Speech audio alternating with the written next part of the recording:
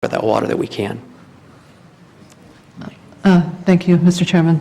Just following on Commissioner Ortega's question, the analysis with respect to these various water sources, did that include the expansion of the recycling effort? And I guess what I'm looking for is, have you fully considered all these alternatives before really looking at the water that would be produced by Poseidon, which obviously is going to be the most expensive water?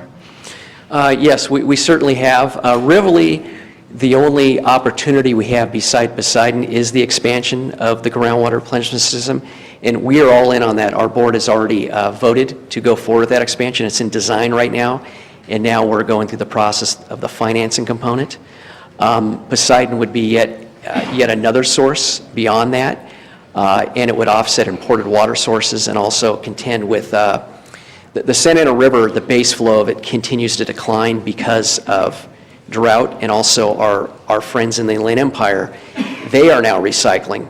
And so the Santa Ana River during the summer, it's not snowmelt, that's discharge from sewage treatment plants that's highly cleaned up, and then we take that water, put it through wetlands actually, and then we put it into our groundwater basin. But that base flow continues to decline, and that's something that's somewhat alarming to us. So we need to continue to look for and develop new water sources to offset that. Okay. And I know there's been a lot of back and forth with various parties on this very issue, and I think what really has been missing is really the analysis of these alternative water sources as compared to what would be produced by the Poseidon facility. And it's a little hard to figure out whether the Poseidon water that would be produced is really more, I'll use the word, arbitrary in nature with respect to a desire to replace imported water as compared to really being integral to meeting the overall water needs.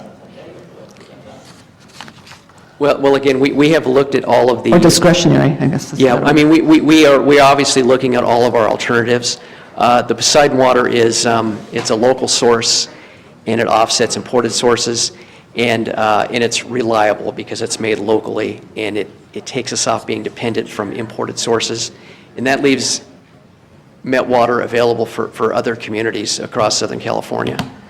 I guess, is there any possibility that the water that would be produced by the Poseidon facility be more than what you need?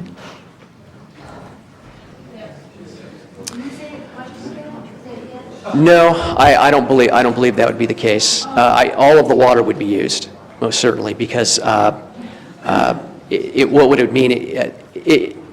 There's more met water that's imported than would ever be produced out of that facility. So it would just be less purchases from the Metropolitan Water District.